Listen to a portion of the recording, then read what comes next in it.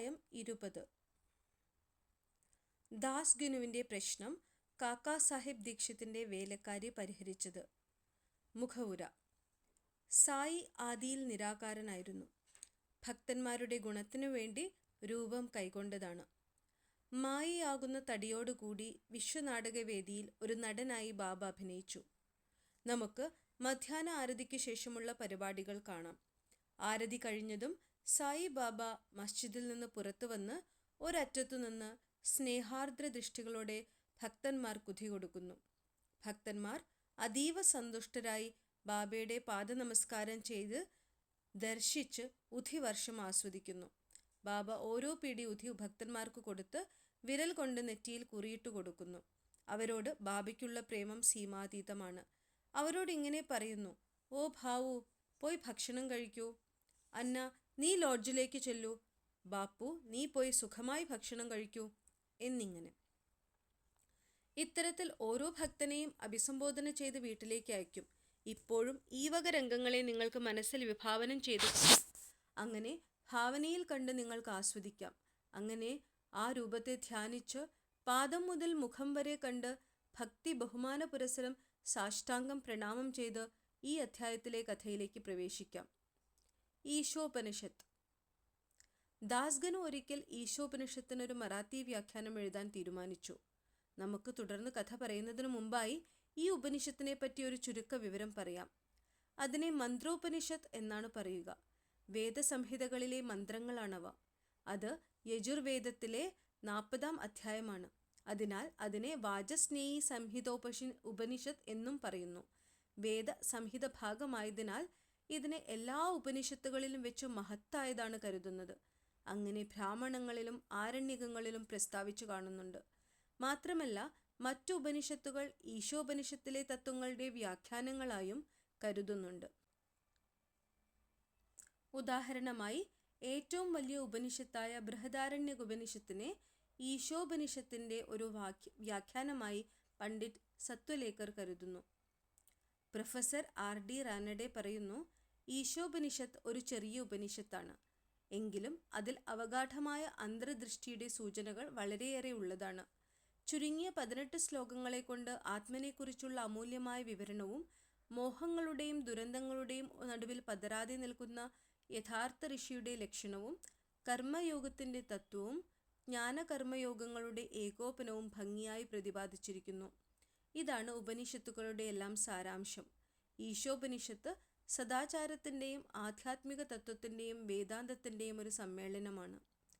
ഈ പറഞ്ഞ കാര്യങ്ങളെ കൊണ്ട് ഈ ഉപനിഷത്തിൻ്റെ പരിഭാഷ ഏതെങ്കിലും ഒരു പ്രാദേശിക ഭാഷയിൽ എഴുതുന്നത് എത്രമാത്രം ശ്രമകരമാണെന്ന് വ്യക്തമാണ്. ദാസ്ഗനു അത് മറാഠിയിൽ പദ്യരൂപത്തിൽ വിവർത്തനം ചെയ്തു. പക്ഷേ ആ ഉപനിഷത്തിൻ്റെ അന്തസത്ത ഉൾക്കൊള്ളാൻ കഴിയാത്തതിനാൽ അയാൾക്ക് തൃപ്തി വന്നില്ല. അതൃപ്തനായി പല പണ്ഡിതന്മാരോടും ഈ ഉപനിഷത്തിനെ പറ്റി ചർച്ച ചെയ്തു. അതുകൊണ്ട് അയാളുടെ പ്രശ്നത്തിന് പരിഹാരം കാണാതെ ദാസ്ഗനു വളരെ വ്യാകുലപ്പെട്ടു. സദ്ഗുരു മാത്രമാണ് വ്യാഖ്യാനിക്കാൻ അർഹൻ. മുൻ പറഞ്ഞ പോലെ ഈ ഉപനിഷത്ത് വേദങ്ങളുടെ അന്തസത്തയാണ്. അത് ആത്മജ്ഞാനത്തിൻ്റെ മാർഗമാണ്. അത് ജനന മരണാദികൾ അവസാനിപ്പിച്ച് മോക്ഷം തരുന്ന ഉപാധിയാണ്. അപ്പോൾ ആത്മജ്ഞാനികൾക്ക് മാത്രമേ അതിനെപ്പറ്റി നിർദ്ദേശം തരാൻ കഴിയൂ എന്നയാൾ കരുതി. ആർക്കും കഴിയാത്തപ്പോൾ ദാസ്ഗനു സായി ബാബയോട് ആലോചിക്കാൻ തീർച്ചയാക്കി. ഷിർദിയിൽ പോവാൻ അവസരം കിട്ടിയപ്പോൾ അയാൾ സായി ബാബയെ കണ്ട് നമസ്കരിച്ച് അയാളുടെ വിഷമത്തെപ്പറ്റി പറഞ്ഞു. സായി ബാബ അനുഗ്രഹിച്ചു പറഞ്ഞു: നീ പരിഭ്രമിക്കേണ്ട, ഇതിലൊരു പ്രയാസവുമില്ല. നീ മടങ്ങിപ്പോകുമ്പോൾ വൈലേപാർലിയിൽ വെച്ച് കാക്കാ സാഹിബ് ദീക്ഷിതിൻ്റെ വേലക്കാരി നിന്റെ പ്രശ്നത്തിന് പരിഹാരമുണ്ടാക്കിത്തരും. അതു കേട്ടവർ ബാബ തമാശ പറഞ്ഞതാണെന്ന് ധരിച്ചു. പക്ഷേ ദാസ്ഗനു കാര്യമായെടുത്തു. ബാബ എന്തു പറഞ്ഞാലും അത് ശരിയായിരിക്കുമെന്നും ബാബയുടെ വാക്കുകൾ ബ്രഹ്മകൽപ്പിതങ്ങളാണെന്നും അയാൾക്കറിയാമായിരുന്നു. കാക്കയുടെ വേലക്കാരി. ബാബയുടെ വാക്കുകൾ വിശ്വസിച്ച് അയാൾ വൈലേർപാളിയിലെത്തി കാക്കാ സാഹിബ് ദീക്ഷിതിൻ്റെ വീട്ടിൽ താമസിച്ചു. പിറ്റേന്ന് കാലത്ത് ദാസ്ഗനു മയങ്ങിക്കിടക്കുമ്പോൾ അയാൾ ഒരു ദരിദ്ര പെൺകുട്ടി കർണാനന്ദകരമായി മനോഹരമായൊരു സംഗീതം ആലപിക്കുന്നത് കേട്ടു. പാട്ടിൻ്റെ സാരം ഇളം ചുവപ്പു സാരി എത്രമാത്രം അഴകുള്ളതാണെന്നോ അതിൻ്റെ അറ്റങ്ങളും കരകളും എത്രമാത്രം മനോഹരമാണെന്നോ എന്നുമുള്ളതാണ്. ആ പാട്ട് കേട്ട് രസിച്ച് ദാസ്ഗനു പുറത്തു വന്ന് നോക്കിയപ്പോൾ അവിടുത്തെ വേലക്കാരൻ നമ്മിൻ്റെ സഹോദരി ഒരു സാധുവായ ചെറിയ പെൺകുട്ടിയാണ് പാട്ടുകാരി എന്ന് മനസ്സിലായി. അവൾ ഒരു കീറിയ പഴന്തുണി ധരിച്ച് പാത്രം കഴുകുകയാണ്. ഇവളുടെ ശോചനീയമായ സ്ഥിതിയും സന്തുഷ്ടമായ മനസ്ഥിതിയും കണ്ട് അയാൾ അതിശയിച്ചു. പിന്നീട് റാവു ബഹദൂർ പ്രധാൻ അയാൾക്ക് 2 മുണ്ടുകൾ കൊടുത്തപ്പോൾ ആ കുട്ടിക്കൊരു സാരി കൊടുക്കാൻ ആവശ്യപ്പെട്ടതനുസരിച്ച് അയാൾ നല്ലൊരു ധാവണി വാങ്ങിക്കൊണ്ടുവന്ന് ആ കുട്ടിക്ക് കൊടുത്തു. പട്ടിണിക്കാരന് സദ്യ കിട്ടിയതുപോലെ ആ കുട്ടിയുടെ ആനന്ദത്തിന് അതിരുണ്ടായില്ല.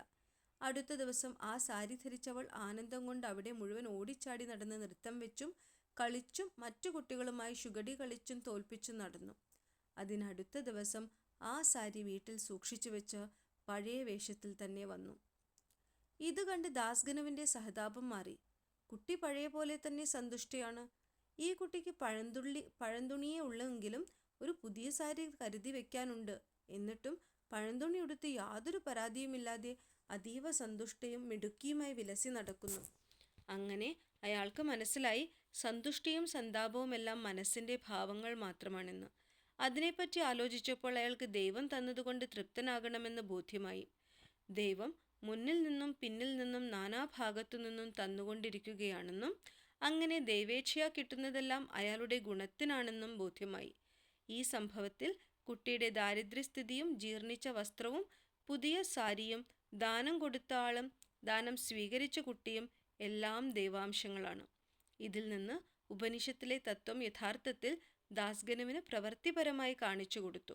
അതായത് ദൈവം തരുന്നതിൽ നിന്ന് തൃപ്തനാവുക, ദൈവം ചെയ്യുന്നത് എല്ലാം നമുക്ക് നല്ലതാണ് എന്നാണ് ആ തത്വം. പഠിപ്പിക്കലിൻ്റെ പ്രത്യേക സമ്പ്രദായം. മേൽ സംഭവത്തിൽ നിന്നും ബാബയുടെ സമ്പ്രദായങ്ങൾ വ്യത്യസ്തവും പ്രത്യേക തരത്തിൽ ഉള്ളവയുമാണെന്ന് കാണാമല്ലോ. ബാബ ഷിർദിയിൽ നിന്ന് എങ്ങോട്ടും പോകലെങ്കിലും സാധന പരിശീലിക്കാൻ പലരെയും മച്ചീന്ദ്രഗഡ്, കോൽഹാപൂർ, ഷോലാപൂർ എന്നിവിടങ്ങളിലേക്ക് അയക്കലുണ്ട്.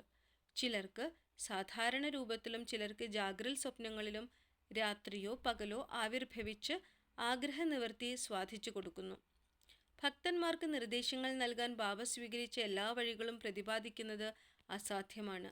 ഈ സംഭവത്തിൽ ദാസ്ഗനുവെ വൈലേപാർലിയിലേക്ക് അയച്ച് ഒരു വേലക്കാരി കുട്ടിയെ കൊണ്ട് പ്രശ്നത്തിന് പരിഹാരം കാണിച്ചു കൊടുത്തു. ചിലർ പറയുമായിരിക്കും, ദാസ്ഗനുവിനെ എന്തിനങ്ങനെ അയച്ചു, ബാബയ്ക്കു തന്നെ പറഞ്ഞു കൊടുക്കാമായിരുന്നില്ലേ എന്ന്. അതിനുത്തരം ബാബ ശരിയായ മാർഗമേ നിർദ്ദേശിക്കുന്നു എന്നാണ്. അല്ലാതെ എങ്ങനെയാണ് ദാസ്ഗനുവിന് വേലക്കാരിയും സാരിയുമെല്ലാം ഈശ്വരവിലാസമാണെന്ന് ബോധ്യപ്പെടുക? ഈ ഉപനിഷത്തിനെ പറ്റി ഒരു ചെറിയ വിവരണത്തോടെ ഈ അധ്യായം അവസാനിപ്പിക്കാം. ഈശോപ് ഉപനിഷത്തിലെ സദാചാരം. ഈശോപനിഷത്തിലെ പ്രാധാന്യം അത് പ്രതിപാദിക്കുന്ന സദാചാരപരമായ കാര്യങ്ങളാണ്.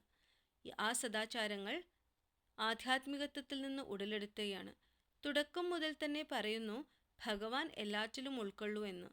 അതിനനുബന്ധമായി സദാചാരമായി അത് തരുന്ന ഉപദേശം മനുഷ്യൻ ദൈവകൽപ്പിതമായി കിട്ടുന്നത് ആസ്വദിക്കാനും അങ്ങനെ ദൈവകൽപ്പിതമായി കിട്ടുന്നതെന്തും അയാളുടെ ഗുണത്തിനാണെന്നുമുള്ള പൂർണ്ണ വിശ്വാസം വേണമെന്നുമാണ്. ഉപനിഷത്ത് അന്യൻ്റെ സ്വത്തിനെ കാക്ഷിക്കുന്നത് നിരോധിച്ചിരിക്കുന്നു. നമുക്കുള്ളതുകൊണ്ട് തൃപ്തിപ്പെടാനാണ് ഉപനിഷത്തിൻ്റെ സാരം.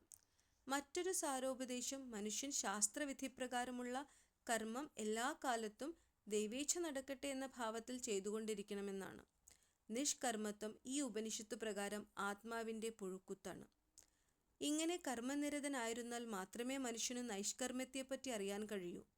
പിന്നെ ഉപനിഷത്ത് ഉദ്ഘോഷിക്കുന്നത് ആത്മാവിൽ എല്ലാ ജീവജാലങ്ങളെയും കാണാനും എല്ലാ ജീവജാലങ്ങളിലും ആത്മാവിനെ കാണാനുമാണ്. ചുരുക്കത്തിൽ എല്ലാ ജീവജാലങ്ങളും ആത്മനാണ്. അത്തരം ബോധമുള്ള ആൾ എങ്ങനെ മോഹവാനാവും? അയാൾക്ക് വ്യഥയ്ക്ക് എന്താണ് അവസരമുള്ളത്?